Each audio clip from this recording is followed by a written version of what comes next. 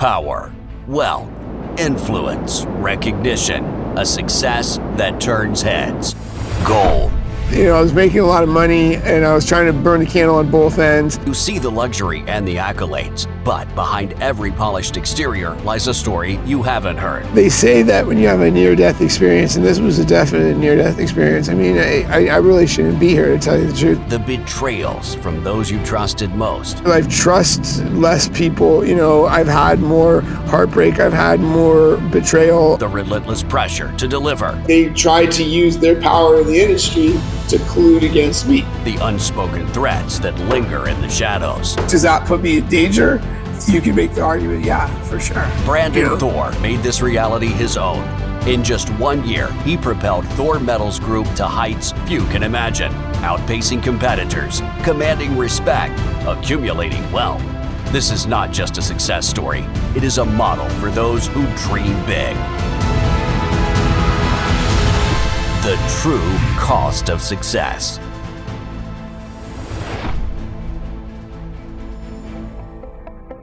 Look at this view. You live this every day. And you rarely leave your office. You're a workaholic. But you're still curious about the outside world. I know that you're very knowledgeable and you're concerned about global issues, business, markets, and even politics. You make an impression of a very intelligent person. And I wonder how easy it is for you to find people for friendship or romantic relationships, like-minded people who share the same values. Yeah, I mean, look at when you're invested in something and you're really at my age, and I think, if you don't meet somebody in college or university, it's your whole life is consumed by it. So if you're not meeting somebody, directly on the job or just through some sort of a professional organization, you're just not going to meet anybody. And basically that's just a sacrifice that you got to make. If you want to go out to bars and you want to go socialize and have friends, or you want to, try to propel your career forward. So it's a sacrifice that I've had to make, and, unfortunately, it leaves me alone quite a bit of the time. If I had this view right on the ocean, I might be staying at home all the time too. You always be like that? Yeah, I mean, I was very social. I loved to have fun. I was, played sports in high school, college, and was in a fraternity and whatnot. But, you have to make a decision at some point if you're going to, socialize, or you're going to try to achieve something professionally, because they don't merge. They never merge. I mean, no matter what you do for a living, even if you're a professional entertainer, they don't merge. And so, my decision was clear. I wanted to see how far I could take this thing professionally, and basically your sacrifices, I guess friendships or a social circle or, family, I guess, in my case. Do you remember the moment when you made that decision? I was balancing both. I was making a lot of money and I was trying to burn the candle on both ends. And really that was untenable. It was working the long hours. You make money and you feel like you need to reward yourself, and so you tend to chase the quickest highs, the quickest satisfactions, and that ultimately led me down a path of destruction, and thank the Lord that it didn't lead to ultimate destruction. But I had a wake-up call, and basically there was a medical incident that occurred, and I went to the hospital, and from that point on I had I overdosed on drugs. So I mean I was partying quite a bit, and got into that lifestyle, and it got a hold of you just like it does to a lot of other people. And so at that point I realized that it wasn't just taking it too far or partying too much. It was also not having a purpose. When you don't have a purpose and you're just making money in a hollow sense, then you're drawn to those instant satisfaction or instant gratification. So I realized that, not only did I need to dial it back as far as, chemicals and drinking and partying and whatnot, but I also needed to find a purpose. And that's really where I formed this company. I saw that there was some opportunity in this industry to help people, and I went after it. And, and it definitely filled that void in me that I was filling with drinking and partying and whatnot. But at the same time, I think that I might have maybe leaned too far into it, because obviously I've missed the window for, we'll see what the future holds, but I missed the window of, having the family and, the kids and everything else like that. Wow. So this is completely different. Two Brandons, right? Two different lifestyles. Yeah, if this was a movie, it would be in 3 parts. I grew up, I had a lot of potential. I was a good athlete. I played piano. I was intelligent. Went to school, went to college, went to law school, got my MBA. Did the traditional things that you do when you have those degrees, when you're going down that path. Didn't find any sort of inner satisfaction or a greater purpose in that. That led to really a hollow way of living, just trying to chase instant rewards, instant dopamine drops. And then obviously that was a crash and burn type thing. And then, like a phoenix rising from the ashes, then I found purpose in this company and in what I want to do in this industry. Started this and put everything I have into it. So, I guess it was, childhood, unrealized potential, potentially wasting potential, and then now eventually realizing that potential. Now you've established some kind of more mature values. This is who Brandon is now. Who is Brandon today? Yeah, look at it's there's a lot of things in life that you evolve in, and some people never do, and some people are going to be a hamster on a wheel, always chasing material things, and then others will realize that only will make you happy for so long, and there's things that make you happier. And so who I am today is somebody that's trying to explore those things. I realize that service to others, to making others' lives better is something that satisfies me. It's not a sacrifice. It's something that's definitely a more lasting satisfaction than, say, taking a drug or drinking or, being with a woman or something. So that's something that's been a noble pursuit. And that's something that I'm still trying to figure out, how to, I guess, balance that with, the things that we all want, which is a family, kids, and, a normal life like that. I realized that you're coming from a Catholic family. You said it in your interview with the Ray Journal, I think. You're getting so many interviews, getting published everywhere, entrepreneur. But did your faith in your relationship with God change with that incident? Yeah, it's funny you say that, because they say that when you have a near-death experience, and this was a definite near-death experience. I really shouldn't be here, to tell you the truth, but, I was cognizant of that. I had respiratory failure. I couldn't breathe, and I knew I couldn't breathe, and I knew that this might be ending badly, and your life's flashing before your eyes, or they say it is, and it was like a blank. Nothing was flashing before my eyes. I had no memories. Nothing stood out. There was nothing valuable, and that was really startling. That shook me, and so I realized that everything had to change. That I needed to connect to something deeper than surface level things, and I think that's my faith as well. So, I definitely have a strong faith. I'm working on it every day. I don't think anybody can say that they figured it out, but I think we can say that we figured it out enough that it's a worthy pursuit, or it's worth our time to continue to try to, evolve and build our relationship with God. I want to ask you about your dating life. Even though that you spend most of the time working at home, in your office, you used to hang out with a lot of hot models, a lot of girls, trying to hit Brandon Thor, you're still single today. After this interview hits the YouTube channel, I assume a lot of single girls across America who want to get to know you and meet you. You're a successful, good-looking guy. What if the one will be watching the interview and will want to meet you, how would you describe her? What are the values you want to see in your partner? I think that changes, and I think that, some of the things that you chased after when you were younger and immature were not necessarily what you really wanted, but were more maybe for an ego boost or something like that. They were just surface level, superficial things. I think that what you really want in somebody is there needs to be chemistry. I mean, there has to be. You'd be lying if you said that looks don't matter, right? That there's no attraction, because there has to be an attraction. But attraction can be bolstered or can be subtracted from by someone's personality, by who they are as a person. So, I mean, really, I just want somebody that's supportive.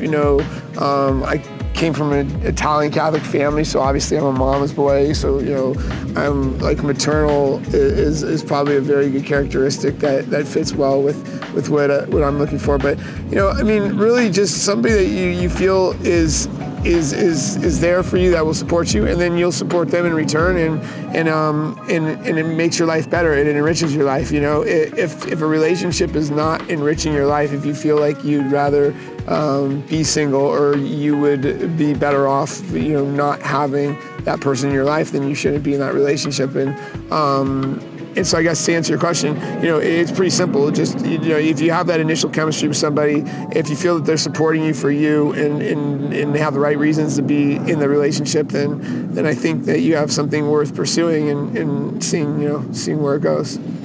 There are many things that cause a negative reaction with my skin, including too much caffeine, stress from tight deadlines, travel, and we can't forget the relentless Chicago wind. It's easy to save its appearance on Instagram with filters, but in real life, there's only one option: the new ImageWorks Matte Spa. This is the only place I trust with my skin, my face, and my body. The specialists here literally revitalize the appearance and the health of my skin every time I come. I choose this place because the specialists here choose the right treatment based on my needs and my concerns, not just the most expensive treatment that I might not necessarily need. I really believe the new ImageWorks is the best way I can achieve healthy, fresh, and glowing skin. How do you feel about your life today? Is this what you wanted? Is this enough for you for today?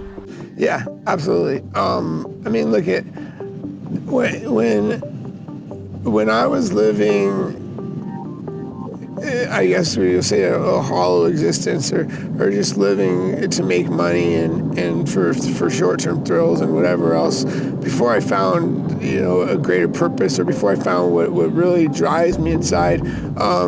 That's all I wanted, was an opportunity to find that, not necessarily achieve that, because I think the journey is better than the destination. And I think that if you ever make a destination, then you're going to be disappointed. You should always be in a journey, because that's more fulfilling. And that's all I ever wanted. I never asked for success. I just asked for an opportunity to do something that I'm going to feel good about when I wake up in the morning. And I do. And I feel grateful and blessed for that. You had a great journey in order to find that purpose. Yeah, I mean, there's a lot of ebbs and flows, and close calls, I guess, to life and death. But yeah, I mean, I think that's all you can ask for. And no matter what you do in life, if you're a lawyer, a doctor, an entrepreneur, a priest, a construction worker, if you can wake up in the morning and feel like you're contributing to the greater good of the world, or, greater good of your family, and you can feel some happiness, or you can feel some purpose greater than yourself, then you're successful. Then you've succeeded, and it takes different things for different people. Some people it's the smile on their child's face. Some people it's running a multi-billion-dollar corporation, and some people it's somewhere in between. But you need to find what it is, and if you have the opportunity to achieve that, then that should in and of itself make you happy. You made a great decision. When the incident happened, you didn't give up. You didn't say, "Oh, life sucks." you use that as an opportunity, as a motivation to push, to start your company, to find that purpose, and to change the lifestyle. And this is a success. You're saying this is a journey. What's next? I think just seeing where this thing takes me, I have some goals within this industry. I want to fix some things that I feel can make people's lives better, that can make people have better retirements and things. And I really believe in the asset that we sell. I believe in gold and silver. I believe in our company's mission, which is to provide the proper education so that people can invest in it with confidence. And I'm going to do that until it stopped making me happy when I wake up in the morning, and at that point I'll know. And I'm now tuned in enough to myself to realize that, and then figure out where that pivot needs to be. But right now, this is good, and there's a lot more to be done. So I think that I have my life pretty much written for the foreseeable future. So if I had advice to any aspiring entrepreneurs, I would say that there's a level of stupidity that you have to even be an entrepreneur to begin with, because you need to be willing to risk it all. I mean, you need to be able to put everything on the line and burn the boats. And there's a saying, burn the boats. I don't know if you're aware with what that means, but when the Spanish conquistadors were coming over, they would burn their ships so that they either conquered that land or settled that land, or they died because they couldn't go back home. And that's what you need to do as an entrepreneur. You need to burn the boats. You have an idea, you believe in it, you don't even allow yourself that self-doubt because you don't have a boat to go home. You put yourself all in, and I feel like that's number one. And number two would be to realize that it's always darkest before dawn.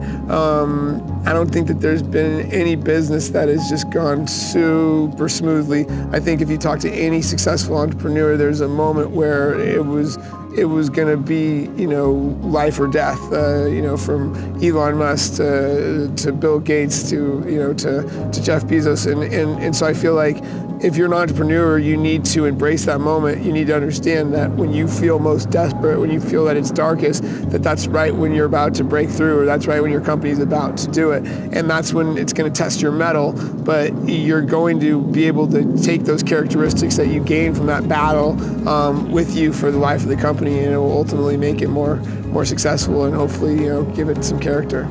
Your company is booming now, and that's because you have the strategy that prioritizes your clients compared to other traditional precious metals investments. Tell me more about the strategy, about Thor Metal Group, and why your clients appreciate it so much. Yeah, I mean, look, this is my company. There's a couple things I wanted to do different, and one was I wanted to put my name on it as a way to stay accountable, right? There's so many companies that name themselves Red, White, and Blue Gold, or Patriot Gold, or whatever it is, and you don't even know who owns it. If Thor Metals Group, you know who owns it, you know who's behind it, and I wanted to stake my name to it so that people know that I believe in it, and that I'm going to be accountable for ultimately what the end result is, and really. What I found is it's the little things. You don't have to reinvent the wheel as much as you just need to make sure that the wheel stays clean and filled with air and runs. And so, to use that analogy in the metals industry, to not treat people as a dollar sign and not treat them just as a deal, to treat them as a relationship, and to treat these things as a lifelong relationship as opposed to just a quick sale. And I think that comes off, and we teach our brokers that behave that way. And it's different than how the industry has historically, sold metals, because it's something that once you sell it, you don't make a fee off of. And I think it's things that people really appreciate and find that are different from our company than others. Really, the genesis of this company is I worked in this industry for 10 years. I worked for 2 national dealers, and I got a lot of experience, the good, the bad, and the ugly. And I realized some things that I felt could be done a lot better, from, price of the metals to education to the actual metals that the investor was acquiring. And that's ultimately what this company is a manifestation of, is everything that I saw that was wrong or deficient or missing in the industry in my 10-year career, and trying to fill those gaps and fill those holes. And that's really what this company does. From the price that we charge for our metal, to the metal that we recommend, to the education we provide, to the relationship that we extend. It's all things that I think we're lacking in a sense, and so these hopefully are aspects of the industry that we can change and disrupt. And because of this strategy, how do your competitors like it? Do they feel a threat? Yeah, look at when you're a disruptor in any industry, you're gonna get pushback. Nobody likes a disruptor. Nobody likes somebody that threatens their paycheck or their cash register. And so, when we entered the industry, we got pushed back. We were pursued legally. We were colluded against. There was all these things that happened behind the scenes. Those don't put me in danger as much as those would be reasons why a company would want to put me out of business, and not put me out of business in a fair manner, which happens in every other industry, which is, hey, we're going to outspend you in marketing. We're just going to make this just too hard for you to break into this industry, but put you out of business in a more dirty manner, which is, okay, we're going to make sure that you can't do business with this wholesaler. We're going to make sure that these custodians won't accept business from you. That's dirty. That's like, that's not fighting clean, right? The other part is, if you are privy to information and insight that gives a really strong case that something illegal is occurring, and that whatever it is that's occurring that's illegal, the depth of it or the amount of money that it involves is in the billions of dollars, right? And it involves businesses that are billion-dollar businesses, then you think that the danger becomes less of, okay, let's collude with so-and-so to put him out of business, more of, let's collude with so-and-so to put him out of this world. I know that there's some things that are occurring that are just flat out illegal, and I don't think many other people know that they are. I don't think that even regulatory authorities are privy to the information that I have to even make that case. I know that they've been trying to make that case for a long time, and so, does that put me in danger? You can make the argument, yeah, for sure, But we're through it. Again, it was a big idea. It was a big disruption. This is a lot of money in this industry, so you can expect that there's going to be a response that is on par with the money at stake. And so we're still here. We got through the roughest part of it, and it looks like we're about ready to really break out and prosper. So it was tough. When you're trying to disrupt anything, you're going to have a major pushback. No matter what industry it is. I can't believe that you've been through so many challenges, especially in the beginning when you were starting the company, and you sound so calmly about it. Yeah, that happened. I got a lawsuit, went through hell. Yeah, I think you have to have tunnel vision in a sense where, again, you believe in the vision, you believe in what you're doing, you believe in the business model, and if it all starts out great, you don't know what to expect. But if you have that belief, then when it doesn't go great or when there is adversity, then you kind of just have that tunnel vision, survive to fight another day, live for tomorrow, and then tomorrow, live for the next day, and then next thing you know, you stacked a week, a month, 2 months, 3 months, and next thing you know, you survived it, and you're starting to thrive. So that's kind of where it was with us. When you look back, it looks really daunting. It's quite incredible what we actually were able to overcome as far as lawsuits and adversity and just attacks on us. But I think it was just taking one day at a time. I can only imagine, if you would have told me now what I was going to go through, I probably wouldn't have started this. But that's the way why ignorance is bliss, and we're here standing, and I couldn't be happier. Not to say cliche, but conclusion I make, according to what you're saying, is that the key is that you believed in it. If you have passion specifically for this. So it's not only about making money, it's about believing in the product and the service. I mean, look at that. You can't say something like that without sounding cliche, but it's true, and that's why that's a cliche. But you're never gonna make a ton of money unless you have passion. Money follows passion, not the other way around. Now, you can make a fair amount of money without any passion. I mean, there's some people that hate their jobs that are quite wealthy, but if you see the people that make the most money, they didn't do it for money. They did it because they believed in an idea, or they believed in something they could do better, and then it ended up, mushrooming into that. You sound so inspiring. I really appreciate your time for Lufian. Oh, you're certainly welcome. Thank you for having me. Thank you. I look forward to coming back to LA soon.